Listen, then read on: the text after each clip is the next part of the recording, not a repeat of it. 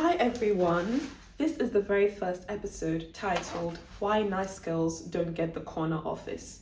On this episode, I will be talking about how, from a young age, so many women are taught to be agreeable, polite, accommodating, and when we get older, we wonder why it feels so hard speaking up for ourselves, advocating for ourselves, and being the leaders that we may be called to be. If you see me looking down, I'm looking at my notes, guys. It's my first time, so bear with me.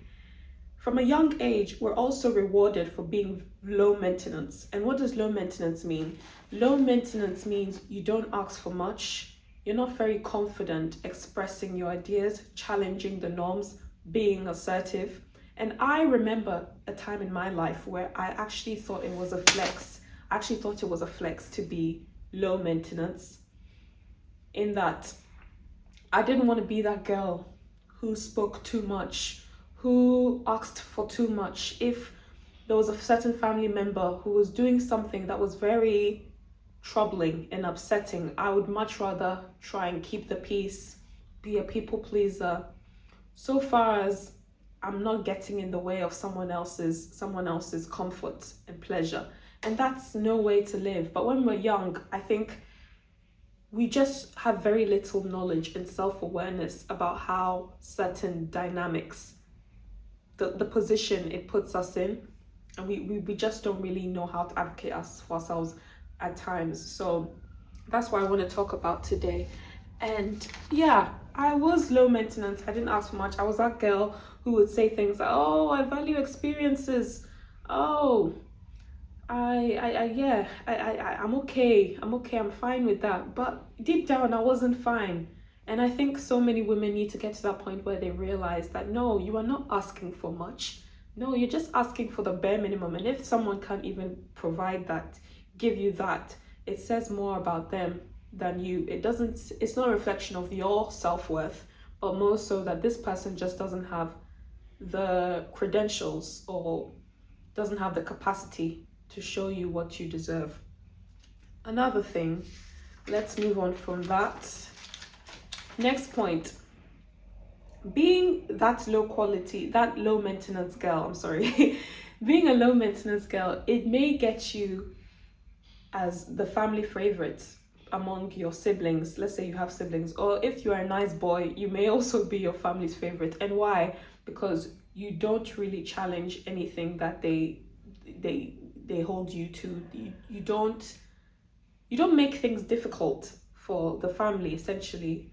And families can be very patriarchal because we are taught that if everybody in the family agrees with your decisions, your every move, from young we're taught this, that you must be doing the right thing, you must have it together because so and so and so say that this is commendable. And that's just simply not true.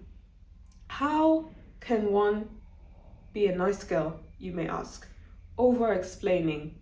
You always want to go above and beyond. When you've made a decision, you can't just be certain in it. You always need to get a second opinion. Over explaining, apologizing incessantly. If you've made a mistake, you want to apologize 1,000 times before we understand that you regret your decision, your choice. I used to be that girl, so I know what this is like. And really, you need to wake up and smell the coffee, that all this trying so hard to be accepted and loved by everybody, it's not going anywhere. Softening every opinion, or maybe you say things and you're not really sure how it will land with someone. You may be an empath like me. You worry how someone is going to take a decision. I used to be that person. I'll say something I don't really mean. I'll make promises I don't really want to make. Why? Because I'm afraid that this person may take it the wrong way. And that's just, again, being a people pleaser and not being true to your word. The only way you're going to live authentically and be the most magnetic, polarizing version of yourself is if you say what you mean and you mean what you say. Another thing is waiting for permission. Nice girls are taught that you have to wait until who knows, your daddy, your boyfriend allows you to do something before you have the green light to do what you have to do. And that is just BS. You don't need anyone's permission. You don't need anyone's say so to get up and do what you have to do. If something is going to take you if something is going to be in your best interest, you don't need anyone's permission. You may have a few trusted people you can turn to and ask for the advice. By all means, do that, but you don't need anybody's permission to do what you want to do. This is your life, and I'm here to remind you of that. So yeah, be comfortable in taking up space and don't wait around. Another way women do this is like when they go to the gym for the first time and they say things like, oh, I just stick to the stair climber and I just want to stay with the treadmill. I used to be that girl, so I know what I'm saying. Until I had a personal trainer last year, I was also that girl. I don't want to go to the men's, the weight section. I don't want to do all that. It's very intimidating, and that just may not be for me. That's another way you're holding yourself back, because why do you think they are there? I'm sure they do want to flex. They have their reasons aesthetically why they're lifting the weights, but everyone needs to lift weight. Women need to lift weight. Men need to lift weight. Don't hold yourself back, and in your efforts to be small and not want to take up space and not be visible, you don't try things that you're supposed to try. Like, I'm so glad I got personal trainer, because then I was accustomed to different things, like how to do a bent over row, how to do bicycles, how to do push-up, how to do these things that I would never have done if I had just stuck to this treadmill and doing things that I know, because that's comfortable, that's easy. And yeah, I want to just say again, be comfortable taking up space. I think back to a time where 3 years ago, I had this argument with a relative of mine. And the long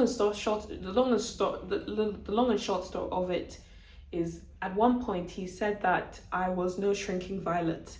And that really made me think about a lot, because in you saying I'm no shrinking violet, essentially what you're trying to say is that prior to that, I had never gone against the grain. I had never said something to you that made you think, oh, she has a mind of her own. I had never been upfront. You've never seen me in a confident light. And so I'm glad he said that, because it made me realize, actually, I don't have to keep being that person. I don't have to be a person who doesn't speak up when needed, a person who doesn't have authority, a person who's mellow and mild and just wants everybody to be happy and comfortable. So I don't raise my voice or say things that I'm actually thinking. It's okay to intellectualize and let people know that actually I'm not okay with that. And just because you're older doesn't give you the right to talk down on me or make me feel insignificant or try and diminish my sense of worth. And people are actually hoping you stay in a position of timidity and you don't ruffle feathers. But I'm sorry, unfortunately for you, that is not the version of me that planned to stay. Next point. I don't know who's watching this, what your goals are, what your aspirations. But if you want to leave a legacy, make an impact, you're going to have to be willing to disappoint people in your life. And they may be the people closest to us. Because think about it, the people closest to us are the ones where we have the most emotional investment, and we're most worried about what they think, how they will perceive us, the way our decisions are going to impact them. An example of this is when I chose to do my degree in communication, PR and advertising at university. And coming from a Ghanaian family, you can expect that was not taken too well. They were not well pleased. First thing, my grandma had her plans. Essentially, when I was 14, 15, and I made a decision that I was going to do my GCSEs in the sciences, biology, chemistry, physics, she, next thing I know, went to buy me this really heavy advanced chemistry book, the size of this, thinking that perhaps I would do medicine or something like that. And then when I told her I wasn't interested in that, she warmed up to it a little. And then she had plans for me to do finance. And she would always make this reference that finance is recession proof, recession proof. And at the time, I'm 15 years old. Guys, well, I don't know anything about recession proof. What does that even mean? I just knew that I'm not doing it. And yeah, I had to make her see, and my mom, that this degree, it's more aligned with my interests, my passions, who I am as a person, the future I have for myself. You may not be very good at conceptualizing that Emma has a plan for her life. She's her own person. She's coming into her own, and she's 20. At the time, I was 20 years old. But that is the reality for me. I know myself better than anyone. So I'm very glad I stood my ground, and I didn't let external factors influence my decision. Yes, it's important to get second advice, maybe from your career counselor, people who've done what you've done, the people around you, the people who are more up to date with who you are as a person at the time you're going into university. Not people, I don't feel like it should always be people who've known you from when you were a baby, because they have an idealized, they have a version of you kept in their minds that is not going to change. For some of us, that it's not going to change the way they see you from when you were a child to now. So it's best to get an informed, like, second opinion from the people closest to you, who know you where you are at the time, not from people from the past. Definitely, they will have weighty advice. I'm not saying all of it is something that we should just discard, but that's my personal opinion. And yeah, I'm glad I stuck to that. And yeah, so far I'm enjoying my degree. I love it. It has so many places you can go. And that's another thing.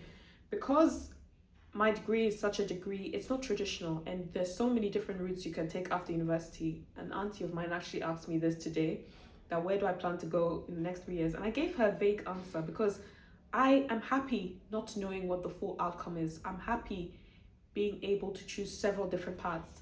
And that's okay. I'm okay with figuring it out as I go, because I feel in this life I'm not meant to have all the answers. And the people who are spoon-fed and everything is laid out for them in life, they don't become the self-sufficient adults and competent people they're meant to be. Because why? Everybody was making decisions for them in their growing up years. They were never given the chance to take the bull by the horn and actually think to myself, what do I want? What do I need? What aligns with me? Alignment is everything. And I am confident in my own skin. Just because the role that I'm taking may not be traditional doesn't make it a wrong one.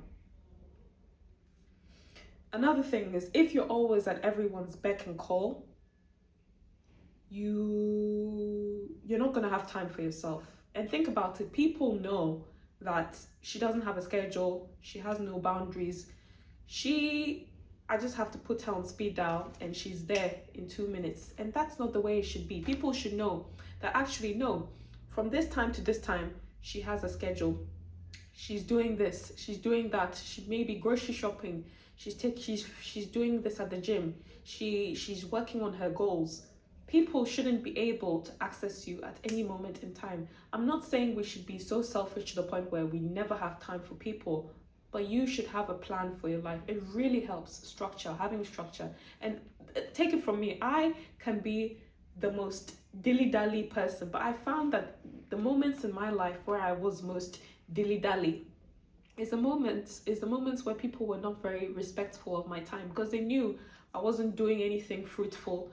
I wasn't making good use of my time, so they could just impose at any time of the day, and that's not the way it should be. So again, putting others' needs on a pedestal, we are neglecting our own. And lastly, I say all this to say, the most self-assured woman you know, magnetic, the most confident women you know, they aren't the coldest, the meanest, the ice queens. They've just unlearned the fact that their worth doesn't come from being agreeable and palatable all the time. You don't have to harden to become unstoppable. You just have to stop abandoning yourself in order to be accepted. Thank you, and I hope you enjoyed this first episode. Stay tuned for more.